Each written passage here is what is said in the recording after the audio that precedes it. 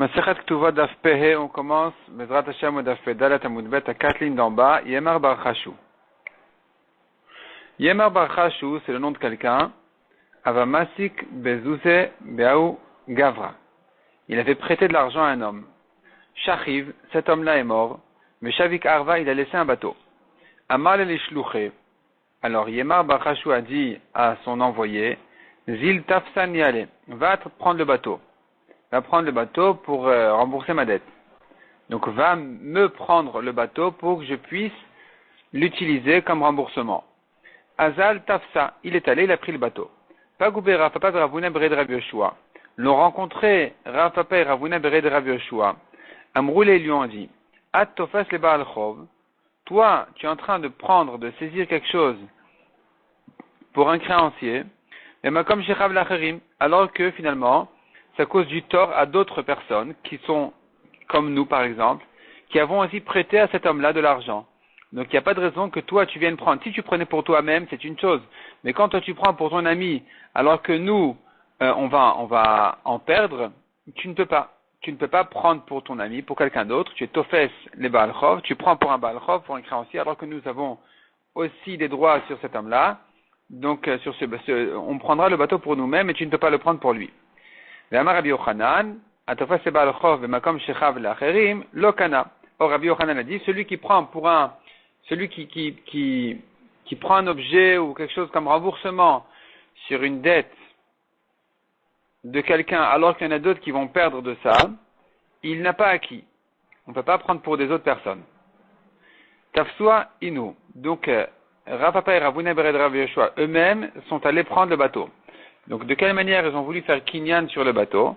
Rav Papa Mimlach Malouche. Rav Papa il a commencé à ramer avec le bateau. Ravuna Bered Rav Yoshua Mam Tachla Be'ashla. Avec des cordes. Il le tirait avec des cordes. Il tirait le bateau avec des cordes. Maramar Anakaninala Lekula. L'un dit, c'est moi qui ai acquis le bateau. En ramant, c'est un meilleur kinyan, c'est plus fort. C'est plus fort, ça montre plus de propriété. Ou Maramar Anakaninala Lekula. Et l'autre il dit, non, c'est moi qui ai fait un kinyan plus fort, en tirant le bateau avec des cordes. Ça montre plus que je suis propriétaire. Donc chacun disait que c'était à lui. Pagabo Rav Pinchas Barami. Ils ont rencontré Rav Pinchas Barami. Donc Rav Pinchas les a rencontrés. Amar le leur a dit, Rav Shmuel Namre Tarvayo, on a déjà vu dans le daf précédent, que Rav et Shmuel les deux ont dit, vous ne pouvez pas prendre des biens des héritiers si ils ne sont pas dans un domaine public.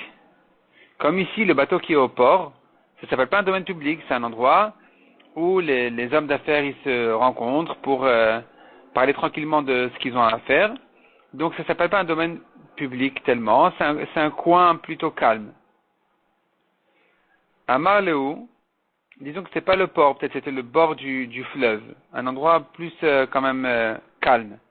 À Marleou il leur a dit, Anan, ils lui ont dit, Amroulé, il faut corriger, Amroulé lui ont dit, Anan nami mechari futa de naratafisna. Nous aussi, on a pris le bateau de l'endroit où du centre, du milieu du fleuve, là où tous les bateaux ils vont, et donc c'est considéré comme un domaine public. À tous les camés de Rava, ils sont venus chez Rava. Amar il leur a dit, kake chivre. Kake, c'est des oies. Chivre blanc parce qu'ils étaient déjà âgés, ils étaient vieux. Meshalche glime de inche. Donc il les a traités de oies blanches. Meshalche glime de inche, qui déshabillent les gens, qui prennent les manteaux des gens. Comment vous pouvez voler les héritiers, les orphelins, en leur prenant le bateau, comme si vraiment vous venez les dépecer de leurs habits? Achiyam Rav Nachman, Rav Nachman a dit, vous n'avez le droit que si vous l'avez pris du vivant. On ne peut prendre des biens mobiliers que du vivant de l'endetté, de l'emprunteur. Or ici, vous êtes venu après sa mort, c'est trop tard. Vous avez raté, vous ne pouvez plus prendre le bateau. Puisqu'on ne peut pas se faire rembourser des orphelins après la mort de leur père, si ce n'est de biens immobiliers. Donc ici, c'est pas possible de le faire. Avimi Beret de Rabbi Avaou. Avumas ki bezouze bechouze. Encore une histoire raconte la Gemara. Là, on a un daf avec beaucoup d'histoires. Avimi, le fils de Rabbi Avaou, Avumas kebe zouze bechouze. Donc, il avait prêté de l'argent aux gens de Chouza. Shadrinu biad chama, bere de Rabbi Avaou. Il a envoyé l'argent à rembourser à ses prêteurs. Donc, il a transmis l'argent à Chama, le fils de Rabbi Avaou, et qu'il aille rembourser ses dettes. Azal par Inu, il est allé la rembourser les dettes. Amar lu avu ishtara, il a dit au prêteur, rendez-moi le shtar, que je puisse le déchirer, ou le rendre au moins à Avimi. Amrou les lui ont dit, non, sitre ninu. L'argent que tu nous as remboursé, c'est une autre dette qu'il nous a emprunté par cœur sans shtar. Et donc maintenant, on utilisera cet argent-là comme remboursement sur le deuxième prêt, et il nous reste encore le shtar sur le prêt qui a été écrit dessus. Atalekamed Rabbi Avaou, il est venu se plaindre chez Rabbi Avaou pour lui demander quoi faire maintenant. Ravimi est allé chez son père Rabbi Avaou pour lui dire quoi faire. Amar le Hitler Sade de Peratinu, il lui a dit est-ce que tu as des témoins que tu les as remboursés? Amar le lo, non, j'en ai pas. Amar le Migode Cholin Lomar, Layud Varim Olam, alors son père Rabbi Avaou lui a dit puisque tes prêteurs auraient pu dire on n'a jamais été remboursé, Yecholin Nami le Memar, ils peuvent donc aussi dire c'est vrai qu'on a été remboursé, mais c'est sur une autre dette, c'est sur un autre prêt. Donc l'argent est perdu. La question qui se pose, c'est est-ce qu'il doit payer à Avimi, est-ce qu'il doit payer à Chama? Chama, qui a fait sa mission pas correctement, est-ce que Avimi doit le payer sur cette mission qu'il a fait? Amar Avashi, Chazinan, on voit.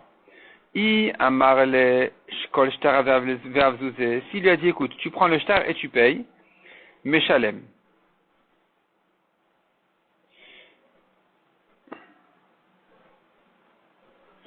Donc ici,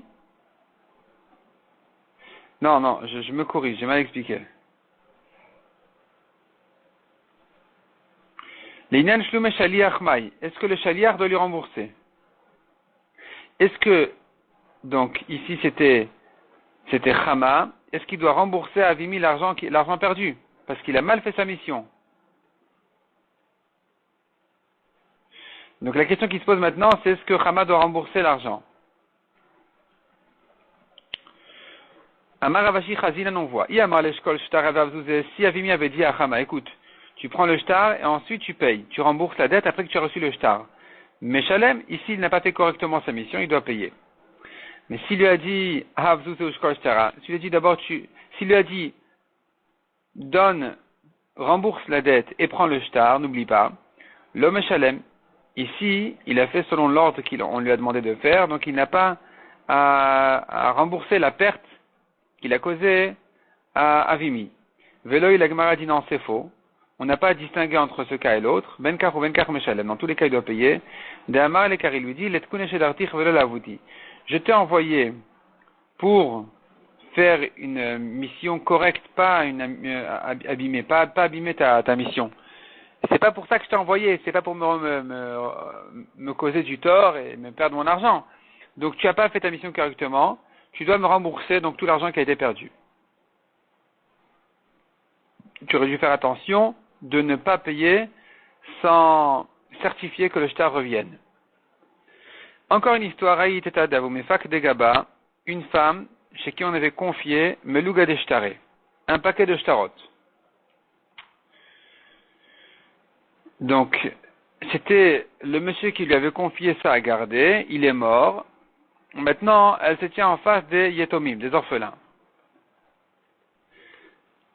Atu Yorshim, Katav il Mina, sont venus les héritiers pour réclamer ce paquet de shtarot dans lequel il y avait, donc comme on a dit, des shtarot où il se trouve que plusieurs personnes avaient emprunté de l'argent de leur père. Amra Léou, elle leur a dit, écoutez, non, votre père m'a emprunté de l'argent à moi-même, et donc j'utilise ces shtarot-là comme remboursement sur ma dette. Mechaim tafisna Léou, je les ai chez moi du vivant de votre père, donc je peux les prendre, je peux les utiliser comme remboursement pour ma dette. Atay Kamed Rav Nachman est venu chez Rav Nachman en din Torah, Amarla lui a dit, Itlir Saade de Tevaoua Minech Mechaim, est-ce que tu as des témoins qu'on est venu te réclamer le gage du vivant du père, velo yahavit niale, et que tu as refusé de lui rendre en disant non, non, je le garde, je garde les shtarot comme remboursement sur ma dette. Amra lelo, elle lui a dit non, j'ai pas de témoin comme ça. Imken, lui dit Rav Nachman, si c'est comme ça, avec Vissa de la Haramita. Il se trouve que tu as saisi ça après la mort de ton endetté, ou Vissa de la Haramita le klumhi. Or, ce que tu as pris après la mort, c'est rien. Tu n'as pas de droit de prendre après la mort. C'est-à-dire que malgré que le gage était chez elle déjà de son vivant, puisque au début c'était considéré comme un gage, ce n'était qu'un picadon, un gage au début de son vivant, donc elle ne peut pas dire c'était déjà chez moi, je l'ai pris de son vivant. Je l'ai pris, c'est que quand on est venu te le réclamer que tu as refusé de le rendre. Si ce n'était pas le cas, l'avoir chez toi en tant que gage n'est pas suffisant pour le garder comme remboursement de la dette. Donc il se trouve finalement que tu te tiens en face des orphelins de qui tu ne peux pas prendre des shtarot. Tu peux te faire rembourser avec des preuves et une chevoie, tout ce qu'il faut de biens immobiliers, mais pas comme ça. Encore une histoire. Une femme, on lui a réclamé de l'argent, elle a nié toute la dette, donc le Bedin avait décidé de la faire jurer. Amrele bat Rav Chizda, la fille de Rav Chizda dit à Rava, son mari, Yadan abad chashuda shevua. Je connais cette femme-là, elle est capable de mentir, elle va jurer à faux. Afra Rava le shevua chez Kenegda. Rava dit, si c'est comme ça, c'est pas elle qui va jurer pour être ptoura, c'est celui qui est en face d'elle, celui qui réclame la dette, qui va jurer pour se faire rembourser. Elle aura perdu en fait de ça, parce que l'autre, il préfère jurer et se faire rembourser la dette, plutôt que on la laisse, cette dame-là, jurer, elle va mentir, il va perdre sa dette. Donc ici, à son avantage, on lui permet de jurer, de se faire rembourser.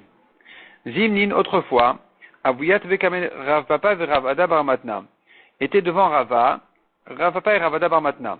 Aïtou Aushtara Gabe, est arrivé un shtar au Bedin, Amar le Rav Papa a dit à Rava, Yadan abed shtara priyahu, je sais que ce shtar-là a déjà été remboursé. Amar le Rava lui a dit, Ikaini Shachina Bade Demar, est-ce qu'il y a avec toi encore un témoin de plus? Amar le, il a dit non, c'est que moi qui sais que cette dette a été remboursée. Amar le, Afalgav de Ikamar, Edechadlav Klum, Rava lui a dit, malgré qu'il y a monsieur, donc toi, un témoin n'est pas suffisant. Amar le Ravada bar Matna.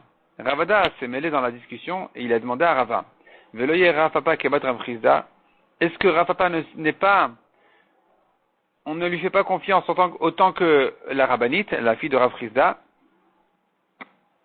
Rava lui a dit, écoute, que puis-je faire? Bat Rav Chizda Kim Begava. La fille de Rav Chizda, ma femme, je la connais. Elle va jamais mentir. Si elle me dit que la dame en question, elle va jurer à faux, je sais que c'est comme ça, qu'elle risque de jurer à faux, on ne peut pas lui faire confiance. Donc, puisque je la connais, qu'elle va me dire que la vérité, je peux lui faire confiance et retourner la chevoie sur la personne d'en face. Tandis que Marlokim les Bégavé, toi je ne te connais pas, ou lui plutôt sur un papa il dit je ne le connais pas, je ne sais pas si je peux lui faire complètement confiance, et donc puisque je ne sais pas si je peux lui faire confiance complètement, donc je ne peux pas me suffire de son témoignage. Amar Rafapa, Ashad Amar Mar Kim Lebegave Miltaï, Rafapa conclut de là, puisque maintenant on a appris de Rava. Que dire Kim Lebegave, je le connais, je sais que cet homme-là, ou cette même femme-là, ne mentira jamais, on peut lui faire confiance complètement. Puisque c'est comme ça, que Miltaï, c'est une chose, on reconnaît dans l'halakha cette chose-là, de faire confiance à quelqu'un complètement. Puisque c'est comme ça, alors je vais conclure de là. Kegon Abamar Bri, quelqu'un comme mon fils Abamar, de Kim Lebegave, que je ne le connais, il va jamais mentir. Tout ce qu'il va dire, ça sera toujours très précis. Karan Ashtara Poumé, je peux même déchirer un shtar sur sa bouche. Quand il va me dire ce shtar a été remboursé, j'aurai le droit de déchirer le shtar. La Gemara demande Karan Asalkadatar, est-ce qu'on peut rentrer chez quelqu'un, lui déchirer les shtarot? Il faut 2 témoins. Pour déchirer un shtar, il faut 2 témoins. C'est sûr que un témoin n'est pas suffisant. Et la Maran Ashtara Poumé. Non, il faut dire, c'est pas je vais déchirer le shtar, c'est que je vais dévaloriser un shtar. C'est-à-dire, je vais considérer que le shtar n'est pas, on peut pas se fier à ce shtar-là. Donc le déchirer, je peux pas, mais je ne pourrais pas non plus encaisser une dette en m'appuyant sur ce shtar-là, comme mon fils m'a dit, Abamar que ce shtar était remboursé. Et donc le chidouche de Rava de faire confiance à quelqu'un, il va m'apprendre que je peux aussi me permettre de ne pas encaisser une dette malgré le shtar, à partir du moment où quelqu'un de confiance comme Abamar, mon fils, me dit que ça a été remboursé. Encore une histoire. Donc il y avait une femme qui était Chayva Shuvua, on l'a fait jurer, dans le bedin de Ravivi Barabaye. Amar Leu Hahu Baal Din. Donc l'homme qui était contre elle en Din Torah, il a demandé à ce qu'elle vienne jurer, Teti Vetishtava Bemata, qu'elle vienne jurer dans la ville. Là on la connaît, pas ici au bedin. Bematin dans notre ville, Efshar de Michasfa. Peut-être qu'elle aura honte de mentir, ou Modia, et qu'elle va avouer, et reconnaître qu'elle a tort. Amra Leu, elle leur a dit, si c'est comme ça, Kitvuli Zachvuta. Écrivez-moi déjà un papier comme quoi, dès que je jure, je reprends mes droits. De Rimishtavana Veli, que dès que je jure, on va me donner ce sur quoi j'ai juré. Amar Leo Ravivi Barabaye, Yaveli, c'est-à-dire on va me donner le papier comme quoi je suis propre, j'ai juré, c'est bon, j'aurai mes droits. Donc la grande question qui s'est posée ici, c'est est-ce qu'on peut lui écrire un papier du Bedin comme quoi elle a juré qu'elle est Ptoura, et qu'on va lui donner cette preuve-là, ce papier-là, une fois qu'elle aura juré dans la ville, ou bien, tant qu'elle n'a pas juré, on ne peut même pas rédiger ce papier-là. Parce que c'est un peu du mensonge de dire, voilà, telle dame a juré devant nous, alors qu'elle n'a pas encore juré. On ne peut pas encore rédiger ce texte-là. Amar Leu Ravivi Barabaye, Katvou là, écrivez-lui, il n'y a pas de problème, dit Ravivi, il n'y a pas de problème. Amar Rapapi, Rav Papi n'était pas content de cette halakha, il a dit Mishum da'atitu mimulae amritu mile mulita. C'est une expression qui veut dire est-ce que c'est parce que vous venez d'une famille coupée que vous dites des paroles coupées? Rashi explique soit ils étaient des descendants de Elia Cohen qui avaient la vie coupée, ils ne pouvaient vivre ils mouraient jeunes. Soit ils avaient un défaut dans la famille, dans ces endroits-là. Et donc, il lui dit, voilà, c'est parce que vous avez un autre problème que vous commencez à donner des halachot bizarres. Rava a déjà dit qu'on ne fait pas comme ça. On ne peut pas écrire un texte alors qu'il n'a pas encore été fait. Hay ashrat adedaine. Quand les juges écrivent un kiyum ashtar, comme on a vu au début de la Masechet, kiyum ashtar, ça veut dire on reconnaît que ce shtar-là était bon et que les témoins ont bien signé. Les juges ne peuvent pas l'écrire avant qu'on vienne témoigner devant eux que les signatures sont reconnues. Donc si ça a été écrit, des michatva qui a été écrit, mais kami avant, des nirvusaade achatimot yadayu, que les témoins viennent témoigner sur leur signature, psula, c'est pas soul. Alma, mirzeki shikra, donc tu vois que ça apparaît comme un mensonge d'écrire avant que ça a été fait. On ne va pas écrire, nous les juges, avons assisté à un témoignage qui a reconnu les signatures. Tant que le témoignage n'a pas été fait, on ne peut pas écrire ça encore. Parce que c'est du mensonge d'écrire une chose qui n'a pas encore été faite. Achina, mirzekeshikra, ici aussi, d'écrire telle dame a juré, a été ptoura dans le beddin, et on va lui garder le papier, on va lui donner que après qu'elle va jurer, ça se fait pas non plus, c'est du mensonge. La Gemara dit Veleta, c'est faux de dire ça, c'est pas la preuve. Mais de Rav Nachman, on peut prouver de la halakha de Rav Nachman qu'on peut lui écrire à cette dame-là son papier du Bedin. Rav Nachman Omer aya Rabbi Meir. Rav Nachman a dit, Rabbi Meir disait, Afilu mtsao be'ashpa vechatmo venatno la kasher. Rabbi Meir dit un homme a trouvé dans la poubelle un guet que Reuven a divorcé sa femme Rachel. Et cet homme-là, il s'appelle Reuven, sa femme, elle dit Rachel, il dit, si c'est comme ça, tout est prêt, j'ai qu'à utiliser le guet, il a sorti le guet, il a signé, Venatno, là, il a donné à sa femme, Kacher. Donc, pour Rabbi Meir, il n'y a aucun problème de Mirze Keshikra. On ne dit pas, c'est du mensonge d'avoir utilisé un guet qui a été écrit alors que c'est pas ce Reuven, c'est pas cette Rachel. La Filou Rabbanan l'oblige à aller de Rabbi Meir. Même les Chachamim qui ne sont pas d'accord avec Rabbi Meir de permettre un tel divorce, et la Begite Nashim, ils ne sont en marloquette que pour un get, des Beinan Ktiva Lishma. Car il y a là-bas une halakha spéciale qu'il faut écrire le get en son nom à cette femme-là. Aval Bishar Shtarot, modulé. Mais dans les autres shtarot, il n'y a pas de problème d'écrire, même quand c'est pas vraiment visé sur cette personne-là. Si finalement quelqu'un d'autre va profiter de ça, en adaptant exactement toutes les conditions et tout ce qui est écrit dans tout le texte du shtar, à lui-même, à son cas, ça va aussi. Rabbi Yochanan, on peut le prouver de Rabbi Yochanan qui a dit, shtar shelava bo prao, eno choser velo vebo. Un homme qui a utilisé un shtar. Donc nous avons comme ça, Reuven le riche, disons Shimon le pauvre. Shimon a emprunté de l'argent de Reuven, il a écrit un shtar. Sur ce prêt-là, il a écrit un shtar. Il a remboursé sa dette. Il revient 5 minutes après, il dit non, tu sais quoi, j'ai besoin de l'argent. Viens, reprends ton shtar, dit Shimon à Reuven. Shimon donc a remboursé et a récupéré son shtar. Il revient emprunter, il veut rendre le shtar à nouveau à Reuven. Et non choser velo vebo. Il ne peut pas utiliser le même shtar chez Kvar Nimchal Shibudo. Car ce shtar-là est déjà usé. C'est-à-dire, à partir du moment où le prêt a été remboursé, le shtar n'est plus capable d'hypothéquer le terrain. La raison pour laquelle on n'utilise pas ce shtar, c'est parce que il est déjà usé. Sa force est usée déjà. Aval le mirzekeshika, on tourne la page, lo chayshinan. Mais on ne craint pas ici de dire, ça paraît comme un mensonge d'utiliser un shtar qui n'a pas été écrit sur ce prêt-là. On ne dit pas ça, on ne craint pas ce problème. On peut lui utiliser un shtar pour un autre prêt, sur lequel il n'a pas été écrit. Donc ici aussi, il n'y a pas de problème de donner à la femme, d'écrire, de rédiger déjà un papier du Bedin, comme quoi cette dame-là jurée, elle est ptoura, alors qu'elle n'a pas encore juré. Donc on va lui préparer son papier, et elle va jurer ailleurs, et là-bas on va lui donner la preuve comme quoi elle est ptoura.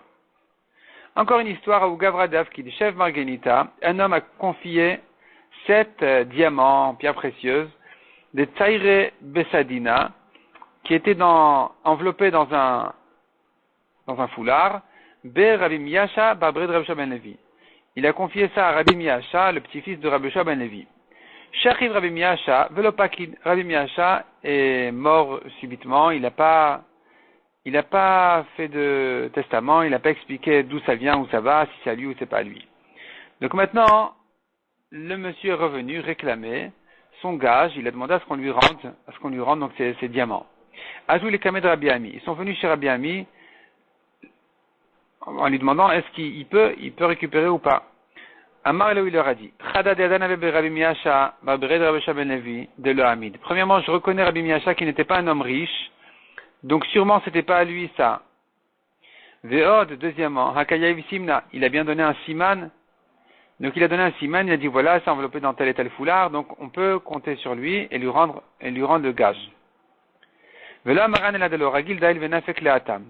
On ne permet ça que à condition qu'il ne fréquente pas, qu'il n'ait pas l'habitude de venir et sortir de là-bas. Mais si cet homme-là était fréquemment, il rentrait chez Rabbi Miyasha, alors on peut pas lui faire confiance. Parce qu'on peut dire c'est quelqu'un d'autre qui a déposé ici le gage, et cet homme-là, qui vient souvent visiter Rabbi Miyasha, un jour il a dû voir, et maintenant il vient mentir comme si c'est à lui, mais en réalité, c'est pas à lui, donc on ne peut pas lui rendre. La même histoire raconte la Gemara avec quelqu'un d'autre. Un homme a confié une coupe d'argent chez Chassa. Shachiv Chassa, monsieur Chassa est mort tout d'un coup. Velopakid, il n'a pas expliqué à qui ça appartient cette coupe d'argent. À tous les camés de Rav Nachman, ils sont venus chez Rav Nachman. Amar lo yadana be Chassa de lo amin. Il leur a dit, je connais Chassa qu'il n'est pas riche, donc c'est pas à lui. Ve'od akayav simna. Et d'ailleurs, cet homme-là, il a donné un siman, donc sûrement c'est à lui. Et à nouveau, vela maran el adelo, ragil da'il venafik leatam. À condition que cet homme-là n'ait pas l'habitude de venir là-bas. Aval ragil da'il venafik leatam, mais s'il a l'habitude de rentrer et sortir de là-bas. Emar inishachin afkid, je crains que c'est quelqu'un d'autre qui a confié cette coupe d'argent. Ve'iu mirza chaza, lui simplement en rentrant un jour, il a vu. La même histoire, aou de afkid metaksab de ravdimi. Un homme à déposer, à confier Metaxa, ça doit être une plaque d'argent, chez Rav Dimi. Pardon, Metaxa c'est pas une plaque d'argent, Rashi explique, c'est un manteau de soie. Un manteau de soie. Donc il a déposé chez Rav Dimi. Arva de Rav Safra, le frère de Rav Safra. Shachiv Rav Dimi velopakid. Rav Dimi, il est niftar, il n'a pas expliqué à qui est ce manteau-là de soie. Atal Kamed Rabbi Abba, il est venu en din Torah chez Rabbi Abba. Amar il leur a dit, Chada, premièrement, de Adan Rav Dimi de l'Amid. Je connais Rav Dimi qu'il n'est pas riche, donc sûrement c'est pas lui ce manteau en soie. Ve'od, deuxièmement, Akayav Simna, il a bien donné un siman, donc sûrement c'est à lui. Et à nouveau la condition habituelle. Ve'la maran ala de leur Ragil Dail Venafik Leatam, à condition qu'il n'ait pas l'habitude de rentrer et sortir de là-bas. Aval Ragil Dail Venafik Leatam, mais si il a l'habitude de rentrer chez lui, donc si celui qui vient réclamer le manteau a l'habitude de rentrer chez Rav Dimi, je crains que c'est quelqu'un d'autre qui a déposé le manteau ici. En passant ici, il a dû le voir. Nouvelle histoire. Un homme a dit, je donne tous mes biens à Touvia. Après sa mort, tout va passer à Touvia. Shachiv, il est mort. Ata Touvia est venu un monsieur, il a dit, voilà, je m'appelle Touvia, je prends tous les biens de cet homme-là. Amar Rabbi Yochanan, Hareba Touvia. Rabbi Yochanan a dit, ben voilà, c'est très bien, Touvia est arrivé, il prend l'argent. Si maintenant, Amar Touvia, Vatarav Touvia, c'est-à-dire, en principe, on ne craint pas qu'il y ait un autre, on ne craint pas que c'est un autre. Mais si, il a dit, je donne tous mes biens à Touvia, il y a un grand Rav, disons le Rav Beddin du Badat de Yerushalayim, qui s'appelle Rav Touvia. D'ailleurs, c'est le nom du Rav Beddin de Yerushalayim qui est niftar il y a quelques mois, il y a un mois. Et il est venu Rav Touvia, et il dit, voilà, c'est à moi. Et donc, je prends cet héritage-là, je prends tous ces biens. On dit non, il n'a pas dit à Touvia, il n'a pas dit à Rav Touvia. Les Touvia Amar, les Rav Touvia lo Amar, donc c'est pas à toi. Vi inish de Gisbe, mais si c'est un homme qui est proche de lui, très proche de lui, qui a l'habitude de l'appeler même par son prénom, Hagisbe, on peut dire voilà, il est suffisamment proche et que sûrement, il se peut tout à fait que c'est à lui qu'il pensait. Atushne Touvia, si maintenant sont venus deux Touvia, à qui on donne. Shachen ve Talmid Chacham Kodem. Si un c'est son voisin et l'autre c'est un Talmid Chacham, sûrement il voulait donner au Talmid Chacham. Donc, s'il n'y a pas ici le problème du Rav Touvia, par exemple, parce qu'il a l'habitude de l'appeler aussi Touvia, on dira il préfère donner au Talmid Chacham qu'à son voisin. Ou bien, Karov ve Talmid Chacham Kodem. Si un d'entre eux et Touvia sont proches de famille et l'autre c'est un Talmid Chacham, je dis sûrement il a voulu donner au Talmid Chacham. Ibayalou, la question qui se pose, c'est dans le cas de Shachen ve Karov Maï. Un Touvia c'est son voisin, un Touvia c'est son proche de famille. Qui il préfère entre eux? Tashma, nous avons un passage qui dit clairement, Tov Shachen Karov, Me'ach Rachok. Et mieux un voisin proche qu'un frère loin. Donc c'est au voisin qui voulait donner.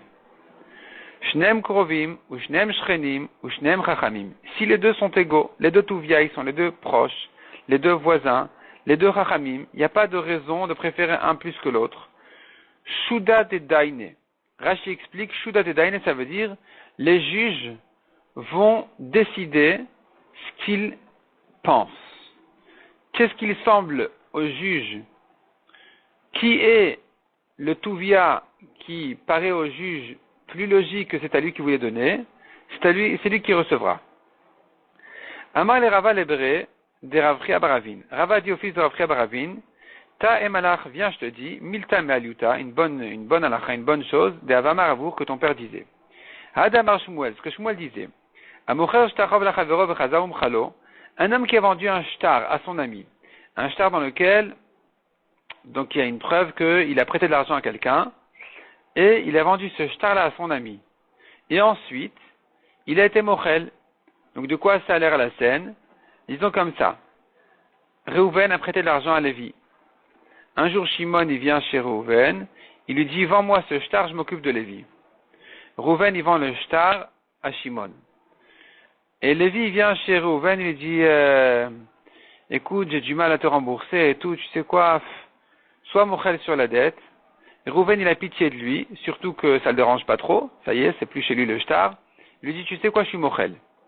Un jour, Shimon, il vient chez Lévi. Il lui dit, tu sais, tu devais de l'argent à Rouven, je lui ai acheté le shtar, donc je lui ai acheté la dette, c'est à moi que tu dois rembourser.